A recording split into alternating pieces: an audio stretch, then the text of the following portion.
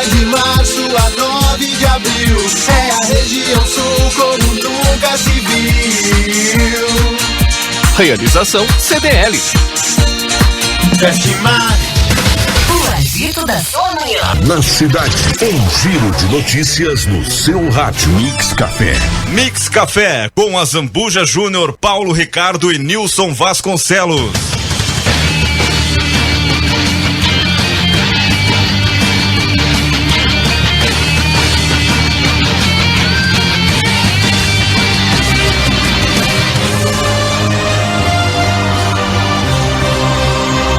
São 9 horas e 8 minutos, 9 e 8, continuamos com o Mix Café.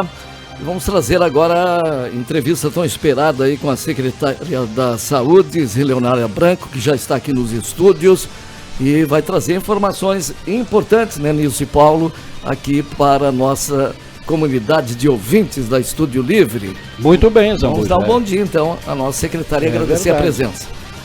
Dando bom dia à secretária, deixar ela bem clara e ciente de que realmente é uma visita muito importante aqui no Mix Café, né?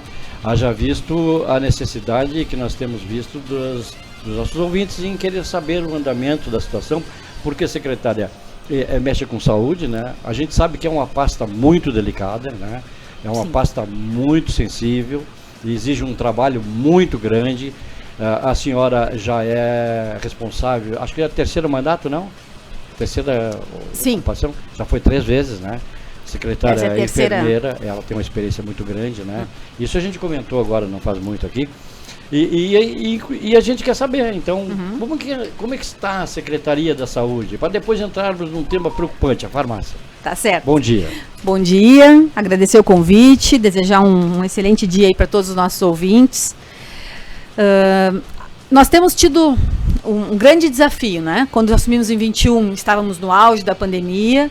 Hoje a gente tem, felizmente, um outro momento, né? A pandemia, digamos assim, mais estabilizada, mais uma epidemia do que uma pandemia, porém ela ainda requer que a gente se mantenha alerta. E ela trouxe, né, algumas situações que a gente usa o termo demanda reprimida, porque como ficamos com serviços praticamente 2 anos sem prestar atendimento, ou com um atendimento muito restrito, hoje a gente tem uma demanda de pessoas necessitando acessar rapidamente o serviço, e isso acaba impactando, né, na organização, na nossa capacidade de atendimento, né, uma série de situações que elas têm que ser revistas e reprogramadas a cada momento, né. Uma dessas questões é a questão do medicamento, né? Como vocês já colocaram bem, e sei que vários ouvintes trazem esse questionamento, é uma demanda que a gente tem recebido bastante na secretaria, porque nós tivemos 2 situações, assim, que pesaram para esse momento. O primeiro deles foi lá em setembro, quando o município passou pela troca do sistema de gestão administrativa e financeira, e aí nós ficamos um período de tempo sem poder dar andamento aos processos de compra. E a segunda questão é o fato de nós termos tido uma maior demanda, ou seja, o que eu previ para um período de tempo foi utilizado num período menor. Então, para poder dar conta dessa retomada, digamos assim, né, para reorganizar esse processo, envolvem vários setores, né? Então, não só a secretaria em si para dizer o que ela precisa, mas todo um movimento de compra, processo de aquisição, o fornecedor ter capacidade de atender o que a secretaria precisa. O remume do município, que é a relação de medicamentos municipais hoje, é um dos maiores do estado. A nossa lista de medicamentos que é disponível pelo SUS é uma das maiores. Mas isso tem o lado bom, né? Porque a gente consegue atender melhor, mas tem o outro lado, porque a gente precisa estar sempre correndo atrás para garantir que não haja falta. E infelizmente nós tivemos essa situação. Alguns itens nós estamos com um período maior de demora para reposição, né? Como por exemplo foi citado aqui o Tramadol, né? Outros a gente já conseguiu normalizar, carbamazepina, né? Medicamentos que são de uso contínuo para algumas situações, né? Que a gente sabe que o paciente tem dificuldade de adquirir, porque como muitas vezes o uso é contínuo e um volume maior, né? Número de comprimidos, uma dose maior, acaba tendo um custo muito significativo, né? Vou dar um outro exemplo para vocês aqui, que já está normalizando agora o omeprazol, a amoxicilina. Então, nós começamos a ter esse problema de falta finalzinho de dezembro. Então, alguns itens já terminaram lá final de dezembro, outros em janeiro, outros em fevereiro. Então, de acordo com o consumo, a gente foi tentando fazer essa reorganização. E claro, né, às vezes o médico substitui, não tem amoxa, usa um outro antibiótico, que é o que estava disponível, então isso também alterou o nosso fluxo de consumo. Mas a nossa previsão é até agora, final de março, estar com no mínimo 80% dos itens regularizados, e nós teremos um ou outro item que ainda estão em processo de aquisição, porque vai ter a suba dos medicamentos que é prevista agora, final de março e início de abril. Então tem muitos fornecedores que estão aguardando essa suba, né? Porque não tem estoque, então vai aguardar abril para nos fazer o fornecimento. Então é um ajuste de mercado que a gente precisa estar sempre, né, correndo atrás. Mas a gente reconhece que esse problema realmente aconteceu, né, que nós tivemos dificuldade em acelerar essa normalização, mas estamos com todo um planejamento para o ano de 23, né, para tentar justamente não impactar dessa forma. Porque atrasar alguns dias é uma coisa, né, mas a gente ficar com mais de 30 dias de desabastecimento é problema realmente. E secretária Zé Leonara, já temos aí uma perspectiva assim, de dizer ao paciente, às pessoas que estão nos ouvindo, olha, a partir de tanto já estará normalizado ou ainda não existe essa possibilidade? É isso, né? A nossa meta é normalizar no mês de março. Agora já. Isso, mas nós sabemos, por exemplo, eu lhe disse aqui no início, 50% já normalizou, né? Já estou com os estoques abastecidos e distribuídos. Eu tenho uma parte desses próximos 50% que eu sei que vou conseguir normalizar até final de março, mas já tive informações de alguns fornecedores que têm itens que eles só vão normalizar em abril em função dessa questão do mercado. É importante destacar, todo mundo tem escutado isso, né, que a guerra lá da questão da Ásia impactou na questão dos medicamentos. Um item é a questão dos contrastes para exames, né? Hoje tem uma normativa do Ministério dizendo que deverão ser realizados os exames de urgência, porque não tem estoque para atender a demanda. Aumentou muito o custo, né? Então, se a gente gastava R$12 para comprar uma ampola de contraste, agora a gente paga 70, 80, 100, né? Então, é uma coisa que marcou muito. A dificuldade também da fabricação, né? Um outro insumo que é uma coisa básica que se usa diariamente nas unidades, que é a dipirona ampola, também é um item que está com dificuldade de abastecimento no mercado. E é básico, né? Inclusive eu recebi um documento do Ministério apontando uma possibilidade de desabastecimento, então já orientando que se pense outro medicamento que possa ser utilizado em substituição. Então é uma série de coisas que vão impactando. Dos postos, né, das UPAs, sim, né? Sim, do pronto atendimento, pronto atendimento emergencial. Por falar nisso, como é que estamos na questão médica dos postos? Bem, isso é uma ginástica eterna, né? É o eterno cobertor curto.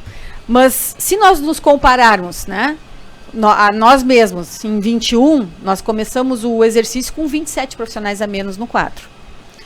21 foi aquele ano bem complicado, a gente conseguia contratar um, perdia outro, né? Então foi uma ginástica. 22 a gente conseguiu equacionar, nós conseguimos contratar mais de 25 profissionais, mas a gente tem rotatividade, né? Ontem à noite eu ainda recebi uma mensagem dizendo que um profissional foi chamado do Exército para prestar serviço, né? Então ele se afasta da rede. Mas, de forma geral, a gente está com pelo menos um médico em cada unidade, que era o compromisso que nós tínhamos assumido, né, de normalizar. Mas um médico especialista, no caso. Um médico clínico para atender a demanda. Porque a secretaria se divide da seguinte organização. A rede básica, ela tem que ter um clínico que atende todo o ciclo vital. Atende o adulto, a criança, a gestante, o idoso, né? Esse é o profissional que fica fixo na unidade e faz o suporte. O outro grupo são os especialistas, que aí nós contamos com as equipes da Santa Casa, com as equipes do Hospital Universitário, as próprias equipes da Secretaria, né, que nós temos algumas especialidades vinculadas à Secretaria, para garantir esse atendimento de média complexidade, que a gente chama. Então são duas situações, né, que são complementares, mas que a gente precisa manter, né, com uma forma de organização. Então, a falta maior realmente são, hoje, das especialidades de algumas áreas. Por exemplo, reumato, né? A gente tem um número grande de pessoas aguardando O hospital universitário aqui é a referência, não só para Rio Grande, São José do Norte, Santa Vitória, né, micro-regional, não dá conta de atender. Já Né? Então temos população maior gargalos. de idosos, né? No caso, né? Hoje em dia já não é tão, Não é né? tanto, Para reumato não é tanto, né? Porque mudou um pouco o perfil, né? Tem essas doenças que têm atingido uma população um pouco mais jovem, ali por volta dos 30, 40 anos, na área da reumatologia. A fibromialgia, por exemplo, é uma delas, né? Os tempos Mudou estão um mudando. pouquinho o perfil, né? E isso acaba realmente impactando. Claro. Paulo? Essas especialidades, bom dia, secretária, Paulo Ricardo. Essas especialidades, elas estão disponíveis e qual a maior dificuldade que a senhora encontra na contratação desses profissionais, né? Como a senhora falou, fibromialgia, né? O traumatologista também, acredito que também deve ter dificuldades. Algumas especialidades, eu acredito que a dificuldade seja maior, né? E também acaba impactando no caixa, né? Principalmente, qual é o maior problema que a senhora encontra hoje na contratação desses especialistas na área de saúde? Bem, nós temos uma situação que é, vamos dizer assim, a mais impactante, né? Que é a restrita oferta do profissional. Né? Então, por exemplo, neuropediatra. Né? No município da rede pública nós temos uma profissional. Faz alguns meses que chegou no município uma outra profissional que está atendendo a rede privada. Quer dizer, então, são 2 profissionais para atender um município de 200 mil habitantes. Né? Então, a oferta é pouca. A Reumato é né? O município contratou, o ano passado, uma reumatologista por concurso. A universidade também fez um concurso, ela passou no concurso da universidade, então ela só migrou, saiu da prefeitura e foi para a universidade, né? Foi para o HU. Então, esse é um dos problemas para algumas especialidades, né? Tá. A pediatria hoje em dia é um sério problema, não tem oferta de mão de obra. Né? Então, nós temos esses gargalos, como na oftalmo, né? Como são algumas áreas muito específicas. A Traumato já é um cenário um pouco diferente. A Traumato tem grande demanda, porque ela envolve as doenças osteomusculares, né? Então, doença da coluna, né? Doença de articulações, que são coisas mais crônicas. E também tem a questão dos politraumas e dos traumas. Né, que hoje em dia, acidente de trânsito, quedas, né? Então, são situações que também se tem um aumento de fluxo. Então, é um perfil um pouco diferente. Nós temos no município 2 serviços credenciados, que é o HU e a Santa Casa, para atender o trauma. A Santa Casa é referência macro-regional, atende Bagé para algumas especialidades. Né?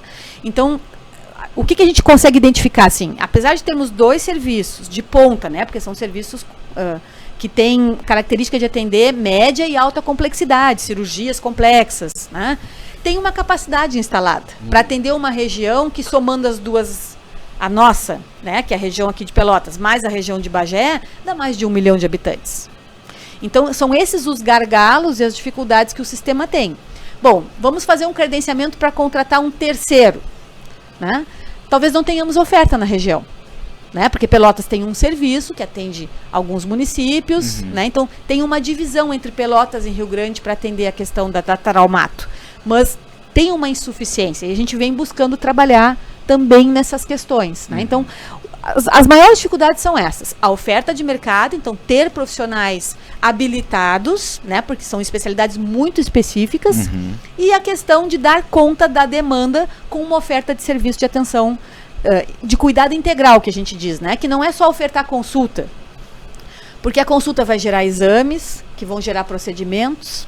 Então, quando a gente pensa em atender uma demanda, a gente tem que pensar em todo o conjunto de ações que aquele movimento requer. Então, só ter o médico para fazer a consulta de reumato vai me criar uma fila de exames, de medicações específicas, né? Então, é uma onda, né, que a gente precisa programar. Sim, e consultas também, né? Mas, assim, nós temos uma indústria, digamos assim, né, de profissionais na área da saúde, a Universidade de Rio Grande, a Universidade de Pelotas. O que acontece com essas pessoas após a formação? Que a senhora tem tanta dificuldade também, né, de acabar... É a questão financeira, é a questão burocrática, porque na realidade nós formamos bastante profissionais. Sim, na região. Né, na região. Rio Grande e Pelotas são referência nisso, né, com as nossas universidades. E eu vejo sempre observando que vocês sempre têm, que a Secretaria da Saúde especificamente tem essa dificuldade na contratação desses profissionais, se nós conseguimos produzir produzir muitos profissionais, né, todos os anos. Sim. Se a gente considerar aqui que a universidade, né, em média são 60, 70 formandos, né, a cada ano. A cada ano. Pelotas tem duas faculdades, né? Então, a Faculdade de Medicina da Federal também deve ser essa média, né? E a Católica, ela forma 2 turmas por ano, né? Então, uma média um pouco menor, mas 2 turmas por ano, né? Então, a gente tem volume. O que a gente observa? 2 situações. Primeiro, que o aluno sai e ele vai para a residência médica. Obrigatória. Né? A residência, ela, hoje em dia, é no mínimo 2 anos, né? Ela pode ser 2, 3 ou 4 anos, dependendo da especialidade. Então, a gente perde muito profissional para a questão da residência, porque é uma característica da formação médica. E aí o cara vai para a residência especializada, né? Então, ele vai fazer uma área de formação para justamente se especializar. Bem, então, às vezes ele entra na rede, ele recém-formou. Ele entra na rede para ficar ali 6 meses, 1 ano, enquanto ele aguarda a prova da residência.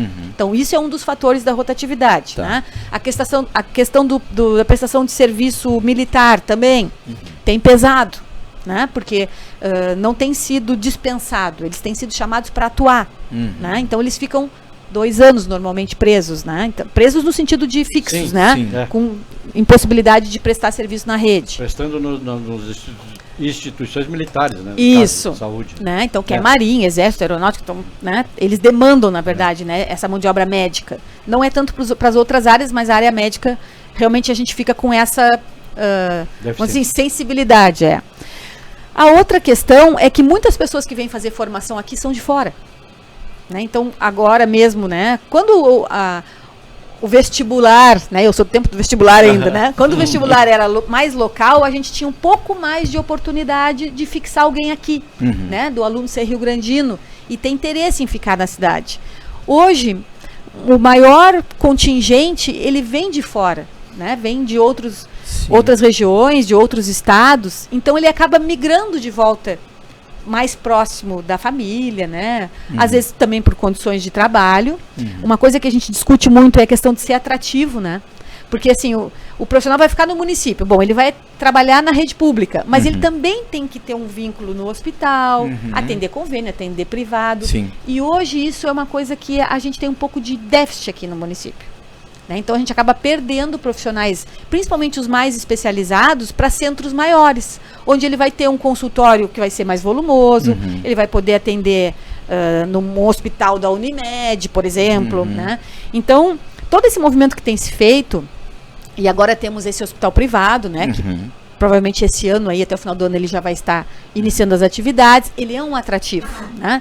O fato de termos uma instituição pública, uma universidade pública que faz formação, especialização, mestrado, doutorado, também atrai, mas a nossa região, a região sul, ela tem uma característica da questão do financiamento, o pagamento dessa mão de obra, porque ela é uma das regiões do estado que paga um valor mais baixo, comparado com a metropolitana, comparado com a serra. Né? E acaba se tornando menos atrativo. Isso acaba se tornando menos atrativo.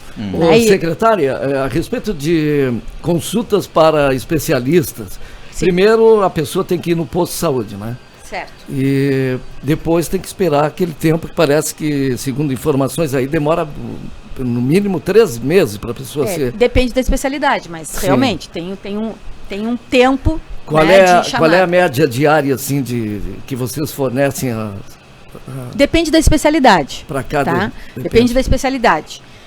Por quê? Porque como a gente presta, a secretaria recebe todas as demandas vindas das unidades, né? Coloca num sistema, e eu gostaria de destacar aqui que em setembro do ano passado, o estado do Rio Grande do Sul, ele iniciou um programa que ele é fila única no estado. Esse era o objetivo do programa, é o GERCOM, né? Então, quando o profissional lá do posto, e tem que ser o médico, atende o paciente, ele tem que entrar no sistema e cadastrar. Quando ele cadastra, ele tem que botar a história clínica, por que ele está pedindo a consulta, e o máximo de informações possíveis. Exames que foram realizados, né? Avaliação sintomática. Então, ele tem que preencher o mais adequadamente possível. Por quê?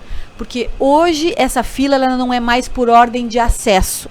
Então, a Zelionara é a primeira da fila e o Ricardo é o último, por ordem. Porque eu entrei primeiro, Por Não é diagnóstico. mais, agora é por classificação de caso. É por diagnóstico e por prioridade.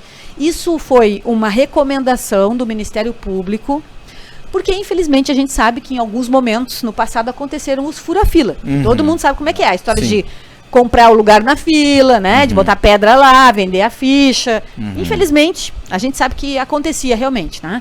Então, para corrigir isso, uma das questões que o Estado assumiu o compromisso junto ao Ministério Público foi essa transparência da fila. Então, se hoje a gente entrar no GERCOM, pode ser que um de nós entre hoje no cadastro e ele passe a ser o primeiro da fila. Porque pela descrição do caso dele, ele é prioritário em relação aos demais. Tipo as fitinhas no hospital, né? Que é que a gente coloca e tem É prioridade. isso, é uma classificação de Então, risco. quer dizer, se uma pessoa precisa urgentemente ter uma cirurgia, se ele tiver em caso de ele, sei lá, passará na Vai frente. ser priorizado. Vai ser priorizado. O que é o problema que a gente está vendo, né? Tem muita demanda. Né? Então, tem pessoas que, como a gente sabe, né? Quando a gente assumiu em 21, por exemplo, da catarata, tinham 1.200 pessoas esperando na fila.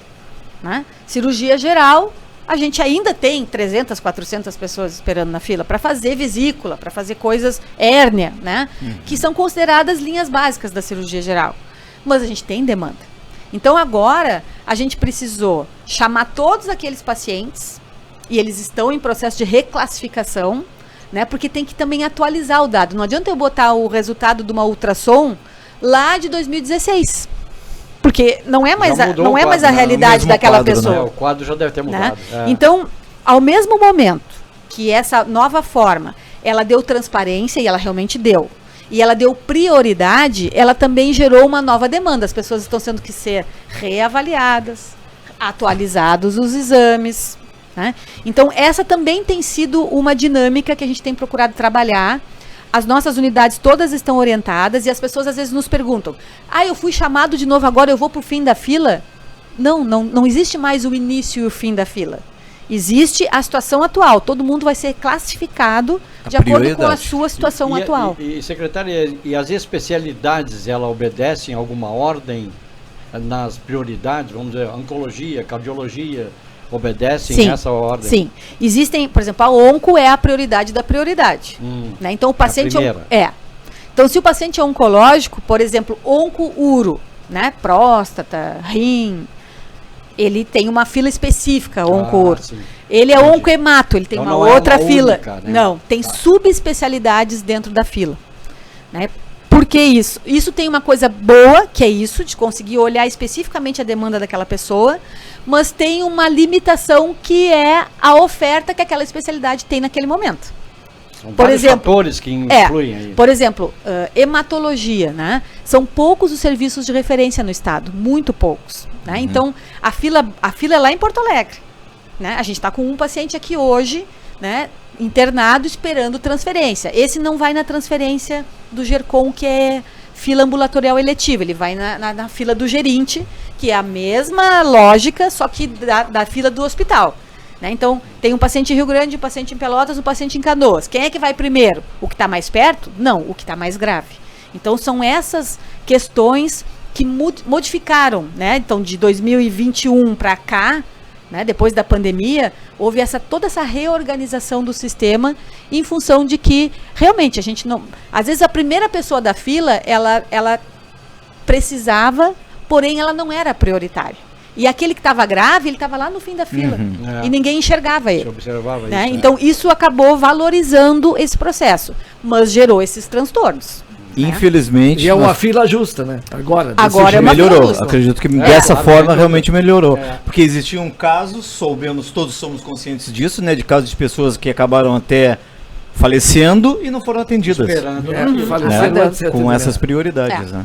Então, Eu acho que agora, quem está ouvindo o programa aqui, vão ficar mais tranquilos, né? Porque sabe que tem uma mudança, né? Se é grave o seu problema, né? Ele não vai demorar muito para Isso. E se ele foi chamado pela unidade, porque a gente tem recebido muita ligação lá na secretaria. Me chamaram no posto, mas eu não entendi para que eu tenho que ir lá. Vai lá, porque por telefone não tem como explicar tudo isso, né? Bom, chamou na unidade, vai lá ver o que aconteceu, porque muitas situações, como a pessoa vem mantendo seu acompanhamento, o médico só vai olhar no prontuário os últimos registros e vai migrar dentro do sistema. É uma coisa rápida. Nem todos terão que repetir todos os exames, né? Porque muitas pessoas já vão periodicamente. Então, na verdade, é um momento de fazer a atualização dessa fila, essa reclassificação, para que a gente possa andar mais rápido, né? A gente também tem tentado explicar para a população, porque vocês devem receber aqui diariamente. Eu ligo, não atende. Ligo, chama, não atende. Sem dúvida. Né? A gente também tem que entender que a gente tem uma capacidade técnica, né? Eu tenho lá 3, 4 pessoas que só atendem o telefone na secretaria. Só que o telefone toca o tempo inteiro. Né? Tem uma programação de chamada que, se eu ligar agora e ele estiver ocupado, não vai dar o sinal de ocupado, vai ficar chamando, porque fica lá quem está falando, está escutando o bip, que tem uma chamada na linha. Né? Então, é uma questão gerencial que a gente não tem como modificar. Né? A gente está estudando uma possibilidade, daqui a pouco no futuro aí ter uma central maior, tipo telemarketing, que vai atender, dar orientação. Só que tudo isso é investimento, tudo isso é custo, né? E aí a gente tem que fazer que nem a gente faz na nossa casa, economia doméstica. O que nesse momento eu tenho que priorizar? Comprar o remédio ou ter uma pessoa que atende o telefone? Né? Então é uma questão de Por isso que eu disse, é uma organização. pasta muito sensível, né? Tem uma situação também que a gente acompanhou aqui com ouvintes, de o pessoal ir no posto, vai ali, marca com o atendente ali e fica lá fora, principalmente no Rita Lobato. E aí passa 1 hora, 2 horas, 3 horas e chega outras pessoas, aí você vai lá conferir, pô, mas não me chamou, mas seu nome não está, mas como, cara? O cara perdeu o nome do cara lá na lista, no computador, eu não estou achando aqui o seu nome, não, mas eu tive aqui, acabei, é preocupante também, que as pessoas às vezes estão em situação, não pode esperar muito tempo. Né? Essa situação... Uma questão de orientação para o funcionário. Essa situação, né? Foi boa o senhor citar, porque já teve. Mas porque o que eu mais ouço, assim, né, a pessoa está esperando ali fora, né? E aí ela não ouve chamar. Não ouve a chamada. Né? Aí quando ela entra, não, mas aqui, eu chamei o senhor 2 vezes, mas não atendeu. Mas tem tanta gente ali. E o sistema mudou agora, secretária. Se eu estiver errado, me corrijam. Mas assim, principalmente no Parque Marinha, por exemplo, via recebimento, é via acolhimento, é via informática, assim, né? E tal. Isso, o sistema. Sistema. E tem um monitor que tem toda aparece ali a classificação. Tem um alto-falante chamando as pessoas e tal. Quer dizer, uma melhora significativa eu notei, né, nesse atendimento. Todos os postos estão assim aparelhados? Ainda não. A gente está organizando então deve ser isso. O caso do Rita Lobato. Não, e o Rita, como foi citado aqui, como ele tem uma área pequena, uma área física muito pequena e não tem para onde a gente ampliar ele, né? Ele ficou ali naquele quadradinho, né? É uma das mais antigas unidades do município, né? Ele não tem uma área física adequada, né? Então, como tem um volume grande, né? Fica essa distribuição. E realmente, às vezes a pessoa que tá ali, né? O profissional que está ali fazendo a ficha, olhando no sistema, ele não vai, ele não consegue ficar, vai lá na rua procurar, onde é que foi o fulano? Porque às vezes as pessoas dizem, ele foi ali na esquina, ligaram para ele. Grita no corredor, a pessoa não ouve. Né? Então isso é uma coisa que a gente tem buscado melhorar. Então, informatizado todas as unidades, então, para um sistema único, porque aí aparece no sistema a hora que a pessoa foi lançada, né? O profissional que chama, ele tem que bater o pontinho ali, né? Bater na tecla para marcar que chamou aquela pessoa. Mas a gente precisa melhorar essa comunicação com quem está na espera ali. Que o caminho é esse, não ter é as muito telas. Difícil, né? Um amplificadorzinho com microfone, uma caixinha ali fora. Tem pessoas idosas que às vezes não escutam. Mas na verdade, assim, a gente precisa de uma tela, né? Uma tela, A gente precisa de uma tela que eu chegar e olhar ali, quem é que estão chamando agora? É a ficha 8, é a ficha 10. Fica a lista, né? ali. Fica o nome lá. Mas isso tem na UPA da Junção, né? Na UPA da Junção, na UPA do Cassino e no Parque Marinha. Bem organizado. Né? As pessoas sabem, inclusive, quem já foi atendido, quem já foi chamado, quem foi para triagem. Isso. Além disso, chama no alto-falante. Né? A própria TV, ela amplia ali, ela faz os chamados, né? O próprio sistema e não é barato, né? Porque assim, o sistema é o mesmo para todas as unidades, todas usam, então todas têm o recurso. O que a gente não conseguiu evoluir é na aparelhagem mesmo. Porque aí tu tem que ter os equipamentos, né? Tem a TV para isso, tem que ter um computador exclusivo que fica só vinculado à tela, para não ter interferência. Então é uma questão realmente de conseguir dar esse salto. Essa demanda né? toda, Que a gente tem buscado, na verdade, recurso de financiamento, né? Sim. Emenda parlamentar, né? Recurso do Ministério.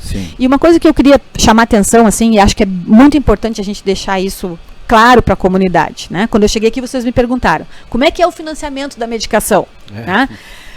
o financiamento ele é tripartite, então tem uma parte do recurso do Ministério, uma parte do recurso do Estado e uma parte do recurso do município. Hoje, se a gente considerar um período mensal, o município recebe 140 mil do Estado e da União, do Estado é a menor parcela, das três a menor parcela é a do Estado, a intermediária é do Ministério e a maior é a do município. Esse é o financiamento hoje. Então, se a gente dividir... Para tudo. Isso é uma regra. Compra de medicamentos. Isso é uma regra porque para medicamentos. Só para medicamentos. É. Não pode ser Primeiro, 33,33%? Não é. Deveria. Eu Pois entendo é. que deveria, mas não é. Né? Hoje, 60% a 70% quem custeia é o município, né?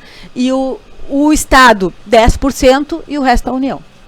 Então a gente hoje recebe, o município recebe hoje 140 mil reais mês para manter a medicação de toda a população do município. Então, esse é a nossa ginástica diária. Por isso que eu brinquei aqui dizendo que né, meu compromisso é comprar o remédio e o telefonista, o telefone, o computador vai ter que esperar. Né? Claro que é uma brincadeira, Sim, né? claro, porque tudo é necessário e tudo é prioritário. Né, mas é essa a questão. Isso aí. É essa a questão. Existem as prioridades e as necessidades. É. Tá certo, então. Secretária, você que está nos ouvindo aqui, agora são 9 horas e 38 minutos, esse é o Mix Café aqui na Estúdio Livre FM. Temos o prazer, mais uma vez, de receber aqui a secretária da Saúde, Zé Leonara Branco. Gostaria de perguntar para a senhora, assim, ó, a Santa Casa do Rio Grande, né, ainda continua na unidade de tratamento intensivo, né, continua na UTI com suas dificuldades. É o maior paciente da secretaria. É o maior paciente da secretaria. Temos aí também o Hospital Universitário da FURG, também que passa por algumas dificuldades, né, também sempre batendo o braço, né. E agora chega aí o Monporto, esse hospital privado. Eu gostaria de saber que a senhora falasse um pouquinho para a gente sobre esse relacionamento, né, do município, da Secretaria da Saúde com o Hospital Monporto, que é um assunto importantíssimo, né, principalmente para a população. Vai impactar de alguma forma, né, no atendimento ou na demanda da rede pública. Certo. Né? Melhorar ou piorar, enfim. Não, nós entendemos que vem para somar. Somar, né? Vem para somar, né? Hoje nós temos um atendimento privado e um atendimento para convênios muito limitado, né? Porque a Santa Casa é o único prestador no município com condições de atender o privado e atender o conveniado, né? Mesmo assim, a Santa Casa, mais de 80% é SUS. Sim. Né? Então, vamos dizer assim, é limitada a sua condição de atender um convênio privado. Então, o hospital ele vem para somar a nossa rede de serviços, né? Hoje, nós temos discutido essa questão do impacto. Num primeiro momento, o que ele vai impactar? Né? Ele vai impactar na melhoria da atenção de quem tem convênio e quem é atendido privado. Tá. O paciente SUS, num primeiro momento, ele vai continuar sendo atendido na rede SUS. Tá. Existe uma proposição das equipes de depois, no futuro, a gente começar a estabelecer parcerias. Como que o hospital pode atender, em que áreas ele pode se somar à rede, né? Mas nesse primeiro momento ele vem com essa característica, atender uma demanda de privados e convênios. Que isso já ajuda, né? A desafogar um pouquinho. Desafogar, porque, né? Como a gente comentou aqui, né? Como a Santa Casa hoje, ela não consegue ampliar a sua resolutividade para convênios e privados, o que acontece? O paciente ele tem convênio, mas ele não consegue acessar, então ele migra para o SUS. Que não tô me queixando. Sim. É um direito. Exatamente. Né? Mas, por outro lado, também é um dever do serviço, vamos dizer assim, da agência reguladora, controlar essa situação. Porque se o paciente ele contribui, ele paga o seu convênio, ele tem direito de ser atendido pelo convênio dele. E desonerar o SUS. Né? Porque o SUS ele é universal, gratuito, igualitário, mas ele prevê a equidade, ou seja, atender prioritariamente quem mais precisa. E nós temos uma população que hoje, 70% da nossa população, ela tem algum tipo de convênio. Claro que nós temos aqueles que são só ambulatoriais, né? Aqueles que é um ambulatorial com atendimento hospitalar limitado, né? Tem vários tipos, né? Mas a gente tem esse percentual que realmente vai ajudar em algumas áreas a desafogar, né, a pressão. E a gente tem uma proposta aí de futuro, depois após instalado o serviço deles, né, organizado em funcionamento, até para eles avaliarem como é que é o comportamento da demanda, a gente poder evoluir para parceria público-privada, né? E esse hospital também ser um hospital que vai apoiar a rede SUS, com certeza. Eles têm consciência, existe essa possibilidade, a senhora acha? Ou é um desejo do seu coração? Não, eu creio que sim. Desde a primeira conversa, né? Isso foi muito discutido, né? Como que a incorporação desse serviço na rede, ela ia impactar, né? Hoje a gente vê vários serviços, né, hospitais, por exemplo, Mãe de Deus, hoje ele já faz contribuições com a rede, né? Então tem vários serviços privados que vão contribuir com a rede de alguma forma. Como é que vai ser isso? A gente não sabe.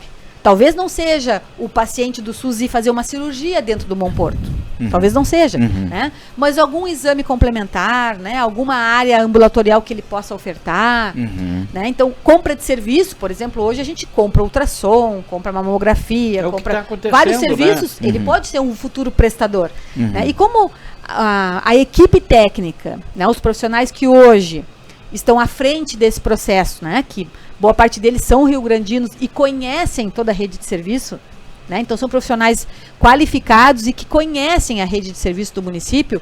Eu creio que isso não é um desejo só meu, né? É um desejo realmente, né, que a gente no futuro possa aproximar e criar laços no sentido de qualificar.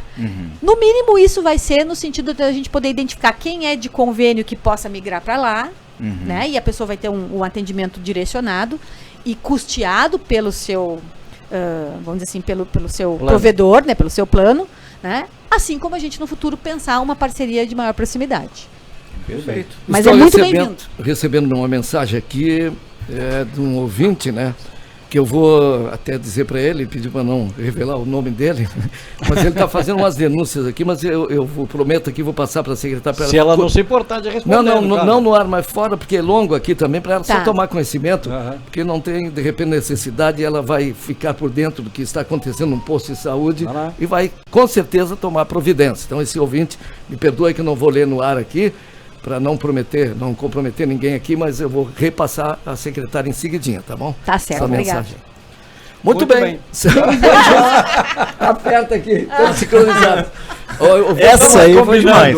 Olha, eu vou dizer uma coisa importante, eu fiquei muito feliz em ouvir a secretária hoje, porque trouxe coisas assim, modificações no atendimento. Muitas, né? Informações. Principalmente esse aí de urgência, né? Que agora foi modificado um pouquinho, então, para o pessoal, tem muitas pessoas que ficam em pânico, né?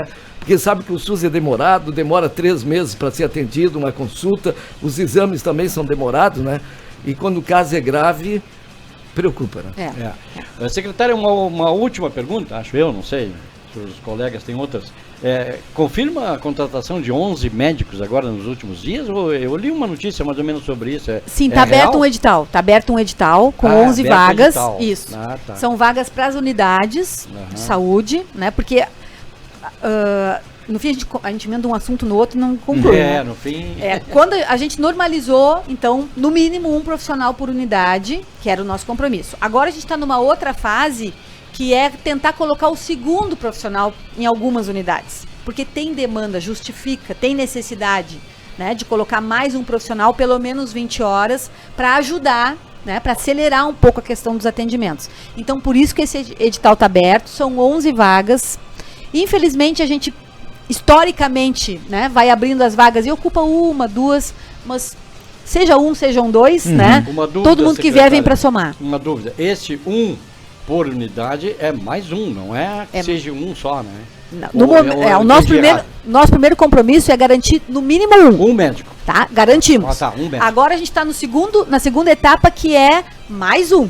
Assim, claro que eu tenho unidades que tem 2, unidades que tem 3, que já estão. Por isso que eu perguntei, Mas naquelas que tem demanda e o médico está sozinho, a nossa intenção é colocar mais um para auxiliar. Entendi. Temos alguns gargalos, por exemplo, junção. Eu recebi uma mensagem hoje de manhã, né? A junção é um gargalo. Ela é uma unidade tradicional ainda, ela não migrou para a saúde da família, então é um modelo diferente.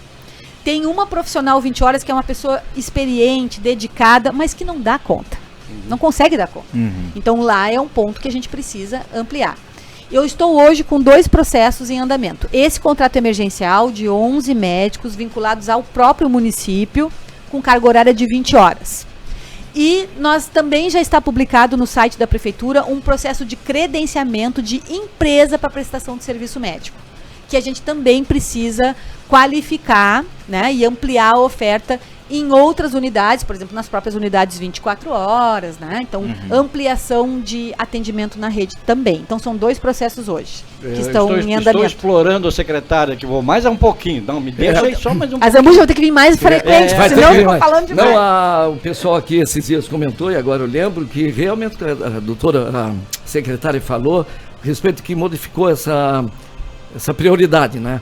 E teve um ouvinte que mandou esses dias que realmente foi no médico e era de dermatologista, inclusive fotografou as partes da pessoa lá para justificar e conseguir avaliar, né? Agilizar. Importante isso aí, os médicos não fazendo essa avaliação. E até para o pessoal saber, né, assim, ó, o programa permite, né? Então a gente escaneia o laudo da tomografia, por exemplo, e anexa. Se tem alguma lesão, alguma reação de pele, né, ou parte do corpo. Por exemplo, tem uma hérnia. Eu recebi outro dia a foto do paciente, né? Pedindo ajuda. Né? Assim como vocês recebem, eu também recebo uma enxurrada, né? Aí ele me mandou a foto da lesão que ele tinha no abdômen e tal. Eu já chamei as gurias, pedi para escanear, a foto botou no sistema e ele já foi chamado. Pronto, prioridade. Então, às vezes a pessoa pode ficar até com receio, mas por que vai tirar foto? Não, é porque é importante. E outra coisa, é um sistema sigiloso. Só acessa o médico e os profissionais que foram autorizados pelo regulador lá do estado a acessar a informação. Também é importante a gente ressaltar que agora, com essa lei de proteção de dados, a gente tem um pouco mais de dificuldade também de tramitar a informação, né? Porque toda a informação ela tem que ser autorizada pela pessoa. Então, como o sistema ele é todo blindado, digamos assim, não tem risco nenhum. Mas um WhatsApp é um problema, né? Então, ter um pouco de cuidado também para quem manda a foto do documento, para quem manda a foto da lesão, né? Então, se mandar para mim é uma coisa, né? Mas daqui a pouco alguém tá pedindo lá, me manda que eu vou mandar para fulano. Não, fica alerta. Ou é uma pessoa da secretaria que vai pedir a informação e vai se identificar, né? E geralmente a gente não pede que mande no WhatsApp, a gente pede que vá na unidade, porque na hora lá eles já fotografam e já colocam no sistema. Então, mais por uma questão, né, de tranquilizar, né, que o sistema é todo seguro e respeita a lei de proteção de dados. A pergunta que eu ia fazer, secretária, que eu não quero esquecer, é os postos, as UPAs, elas estão aparelhadas com equipamentos, eletrocardiograma, outros tais aí, os postos estão com esses procedimentos à disposição ou não? A maioria sim. Tá? A maioria. Por quê? Por que eu digo a maioria? Porque nós temos unidades que têm características específicas. A nossa rede ela é formada pela unidade tradicional, que é aquela equipe, como eu citei, que é o caso da junção, né? O médico ele vai ali fazer o atendimento, atende naquele turno, ele vai embora.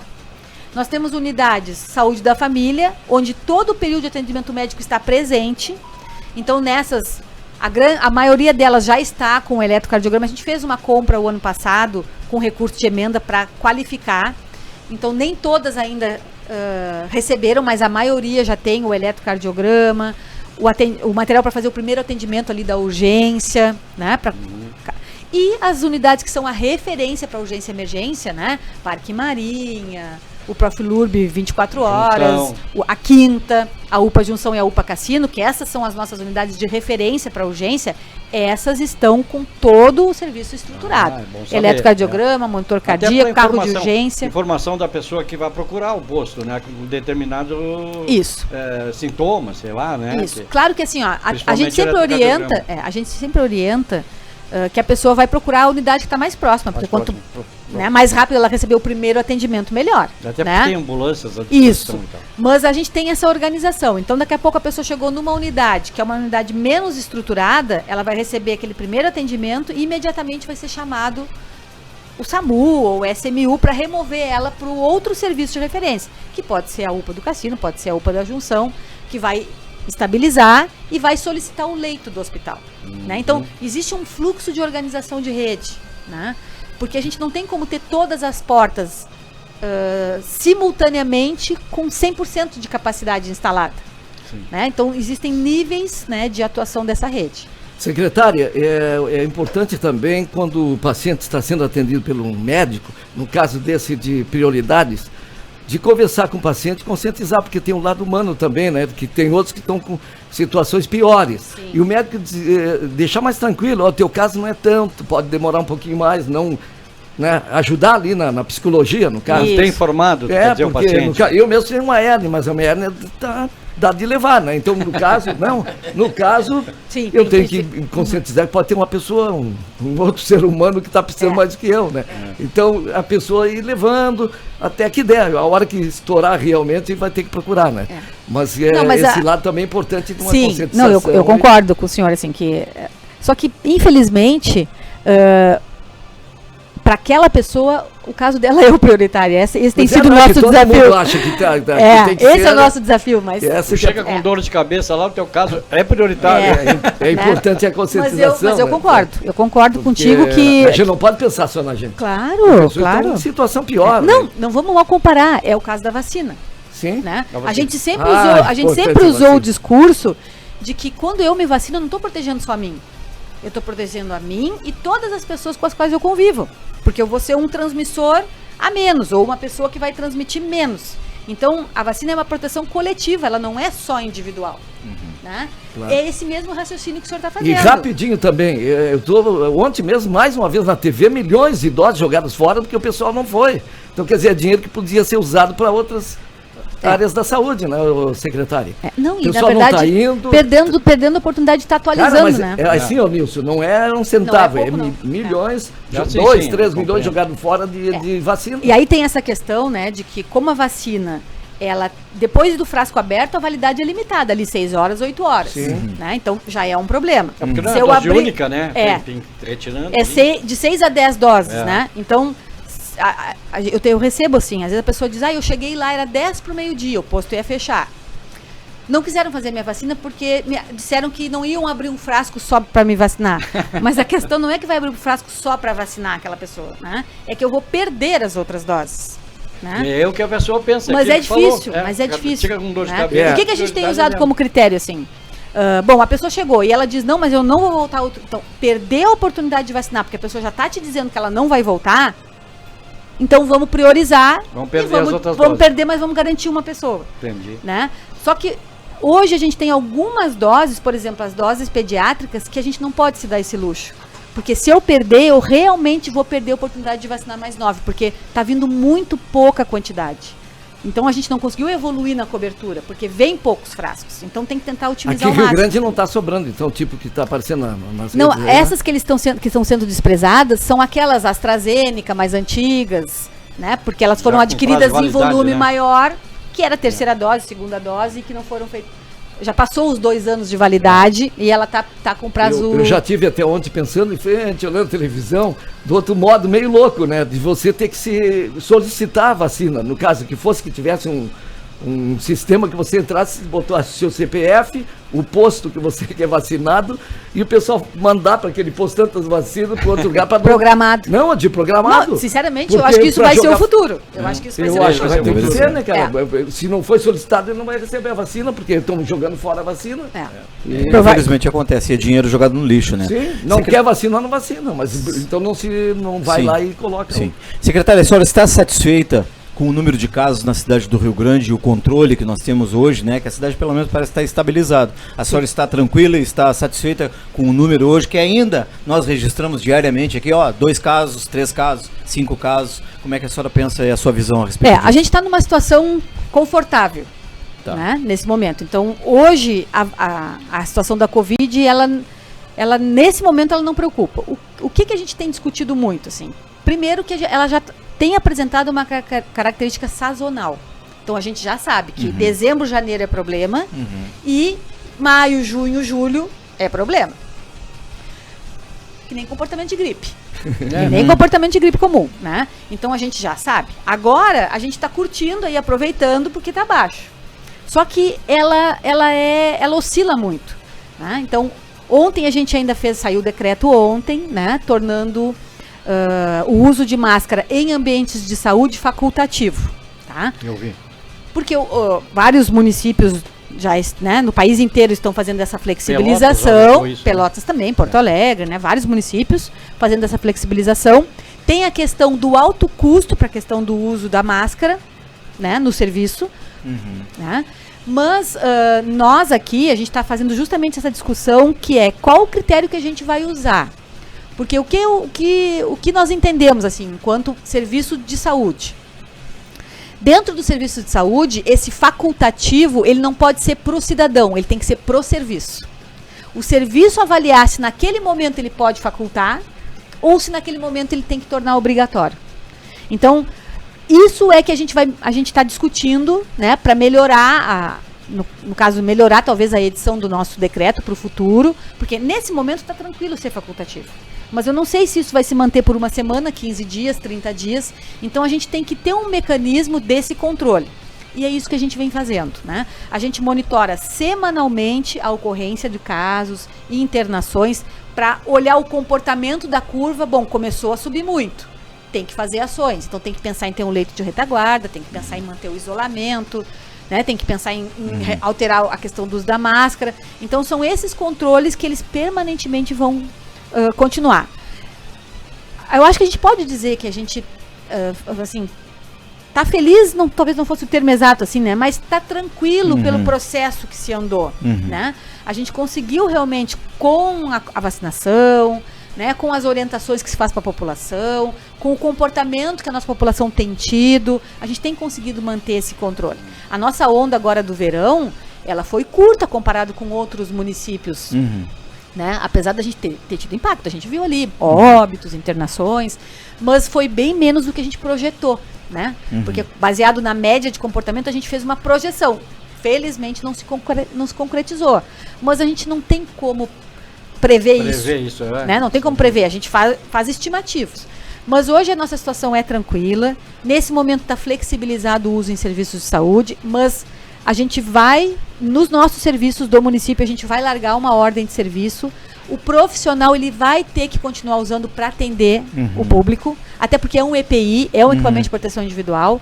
A pessoa sintomática, se ela chegar para investigar sintomas, ela vai receber a máscara e ela vai ter que usar a máscara e vai receber a orientação de fazer o uso durante o período de investigação. Vai ser facultativo, a princípio. Farmácia, clínica, mas é isso que é importante, assim, ó, tem que ficar a critério do serviço. Então daqui a pouco eu vou entrar numa clínica privada e o médico tomou a decisão que naquele momento para ele, sei lá, ele é dermatologista, então dificilmente ele vai atender uma síndrome gripal. É esse o raciocínio, né? Claro que se eu tô com síndrome gripal e eu tenho uma consulta com um dermato, eu tenho que ter consciência de que eu não posso ir, eu tenho que transferir. Muito bem. Obrigado, é que não dá mais. Mas vamos fazer assim, uma vez por mês a secretária. Uma vez por mês. É obrigatório, ela escolhe o dia lá. Não, eu sugiro uma por semana. Pode ser? Não, ela fica à vontade se tiver, né? Pois é, um grande problema para a secretária. Olha, hoje nós tiramos tudo que tinha. Quer dizer, tiramos tudo, não, tem mais coisa. Obrigado, secretária. Final do Mix Café aqui, já quase. Ainda temos o Lino Viana com o Rádio Sport, não vou deixar o cara. O Lino Viana vai agora em seguida do intervalo. Mais Vai uma ser. vez, lhe agradecemos pela sua gentileza, né, o espaço na sua agenda, que a gente sabe que não é fácil, mas para trazer para nossa audiência, para a população rio-grandina, os esclarecimentos. Muito obrigado mais uma vez. Secretária, muito obrigado. Tenho certeza que a comunidade ficou satisfeita, né, em grande parte pelas informações, e era o que nós estávamos precisando, né? Exatamente. Esclarecemos, graças a Deus. Muito obrigado. Eu fico aqui à disposição, né, para qualquer coisa. A gente tem um tema aí para o futuro para informar e discutir, que é o CRAI, que está sendo inaugurado hoje, muito importante, né? E teremos conferência municipal de saúde agora, finalzinho do mês, 29, 30 e 31 de março. É um excelente espaço para a gente questionar, trazer sugestões. Muito obrigado. Nos mantenha informados, por favor. Vamos ao intervalo, já voltamos. Acesse no YouTube Estúdio Livre FM, inscreva-se no canal, ative o sininho e fique por dentro de tudo que rola na sua rádio. O agito da sua manhã. Na cidade, um giro de notícias no seu rádio. Mix Café. Mix Café com a Zambuja Júnior, Paulo Ricardo e Nilson Vasconcelos. Dr. Michel Falcão, especialista na área de urologia e urologia oncológica e saúde preventiva do homem. Procedimento cirúrgico minimamente invasivo da próstata e do trato urinário. Cirurgia de cálculo renal com laser. Dr.